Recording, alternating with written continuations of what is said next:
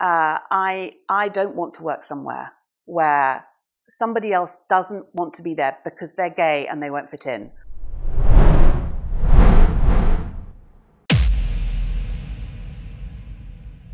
I am very passionate about this topic. I read you a bit of policy letter number 4. It is in IBM's DNA. 1953, that was 11 years before the US Civil Rights Act. So 11 years before the US government thought it might be a good idea to have an equal rights, civil rights piece of legislation, the IBM company had their own in the form of policy letter number 4. I point to that, that's obviously a very long time ago. It is in our DNA. We didn't have this very sort of liberal, right-on, leadership who were passionate about civil rights.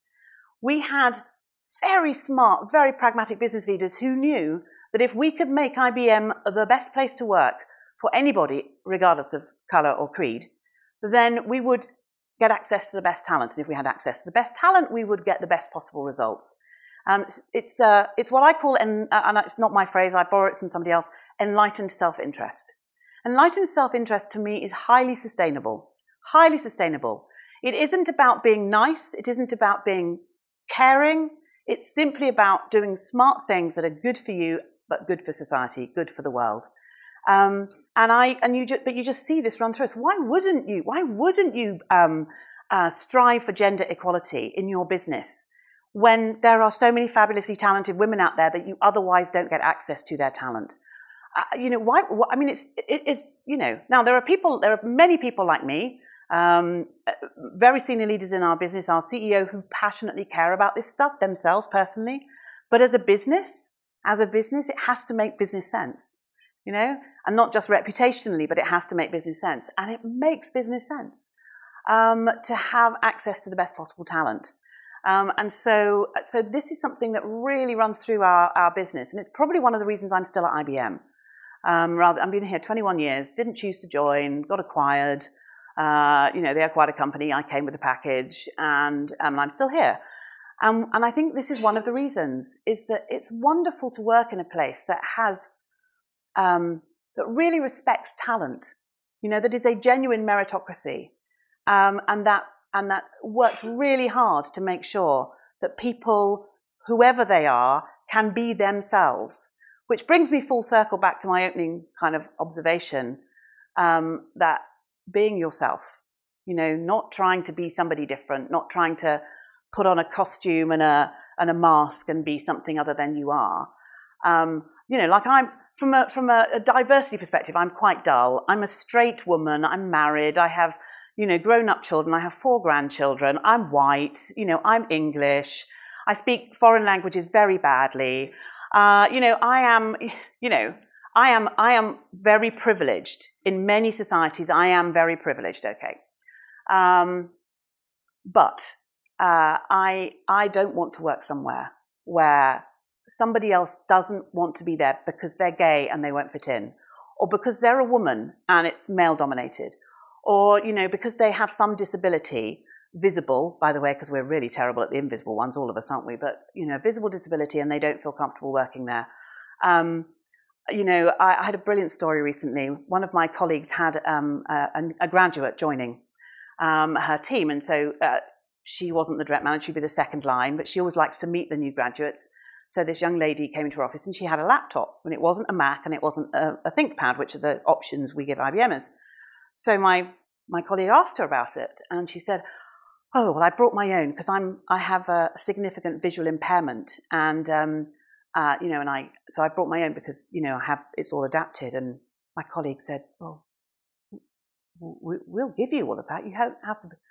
Oh, well, she said she'd done a 6-month internship, and they didn't provide that kind of stuff. If you have sight problems, deal with it. Was basically their attitude. Extraordinary, isn't it? I mean, it's just amazing, and it's just such an easy. My colleague was just completely amazed that this young woman would think that she had to deal with it herself. No, you are now part of this organisation, and we will deal with it for you, with you. So I just think that if you're going to be truly diverse and truly inclusive, it does allow everybody. So even me, who is ostensibly not exactly struggling from a a lack of inclusion perspective. I'm a girl, but apart from that, you know, it matters to me so much that everybody can play their part.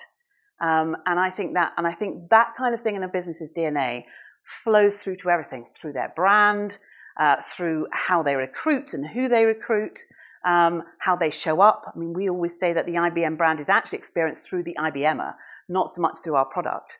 And actually, a lot of our products are people, because, you know, we have 2/3 of our business is professional services.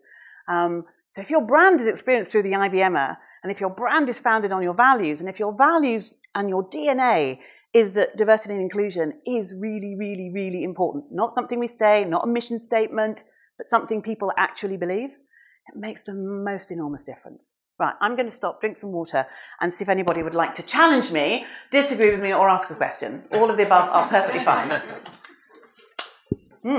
I knew you'd be trouble. So trousers and socks. You need to check out Mike's socks, by the way. There's awesome socks on. There's a story behind that. I'll tell you afterwards. Did policy, so 2003 you joined IBM? I just stalked you. Actually, 97. We were acquired in 97. I had my first proper mainstream IBM job in 2003. Not bad. Who's been on LinkedIn? Did policy number 4 influence your want to join IBM, or has something happened in your life to influence your championing of diversity and inclusion?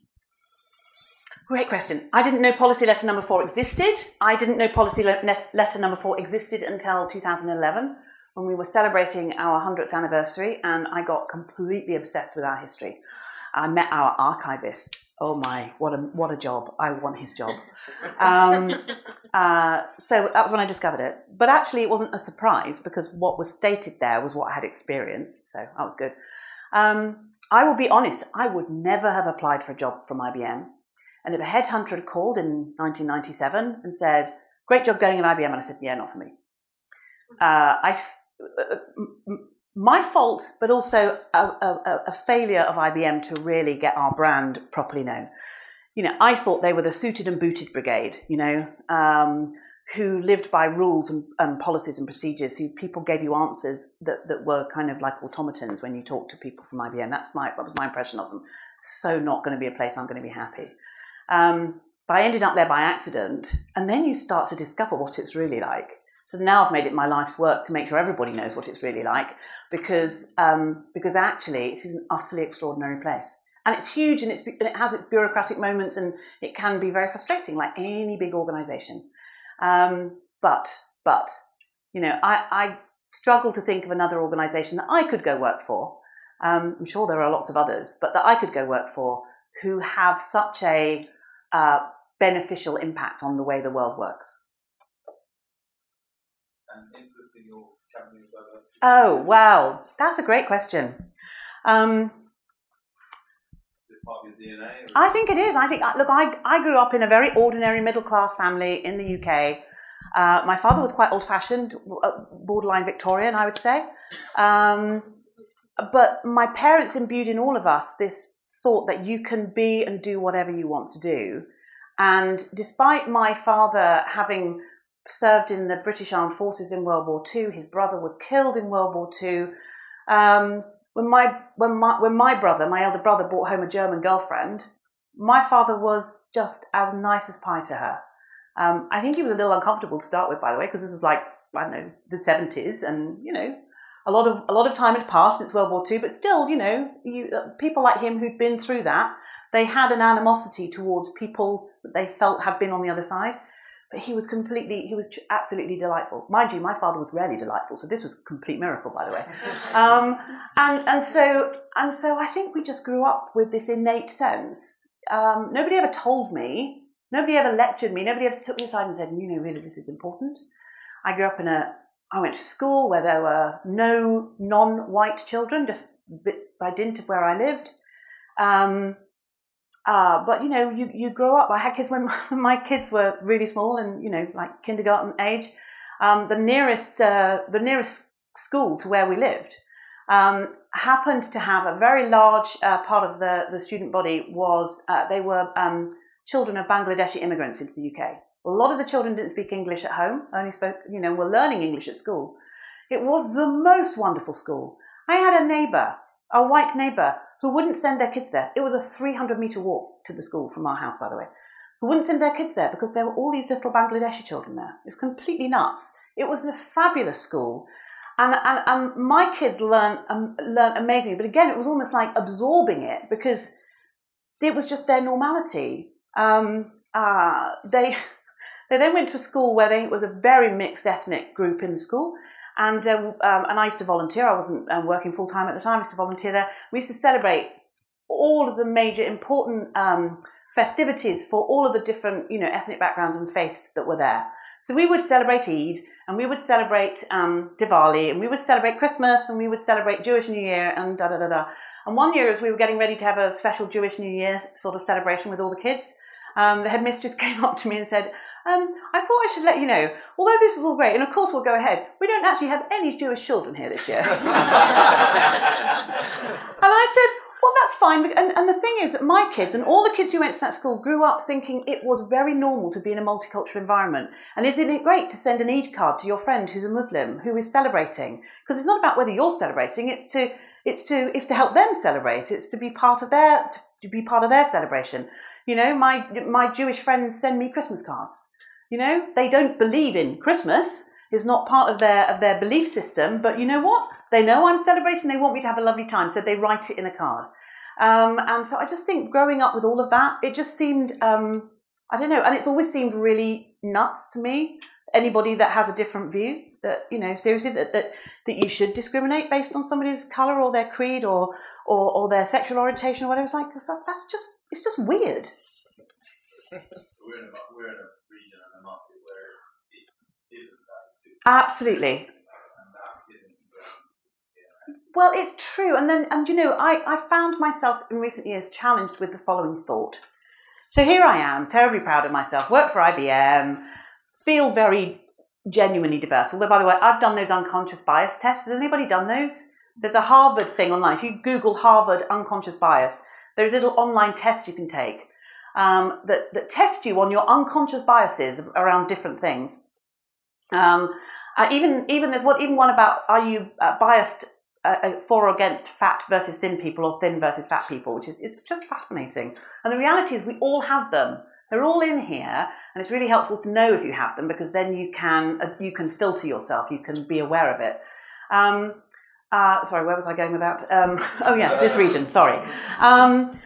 So I'm on the board of a charity called the Oasis Foundation, and they're very active in many parts of the world, but particularly in sort of developing countries. So they're quite active in a lot of sub-Saharan Africa, in India, in Bangladesh, in Pakistan.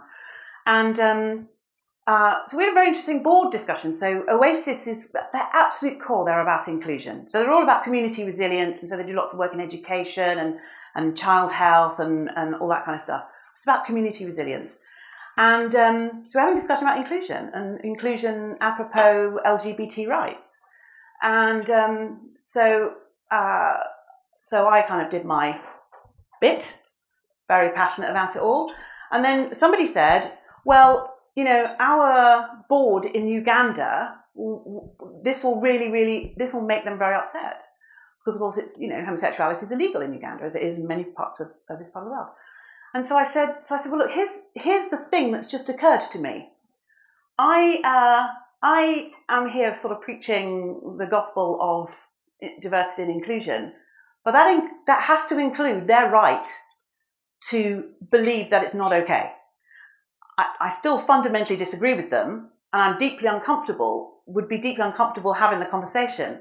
But if I'm about diversity and inclusion, that has to include people who have a different opinion that I don't understand, really disagree with. I can't exclude them because I disagree with them. And that was actually, I've actually found that really quite hard to wrap my brain around because I think I'm right.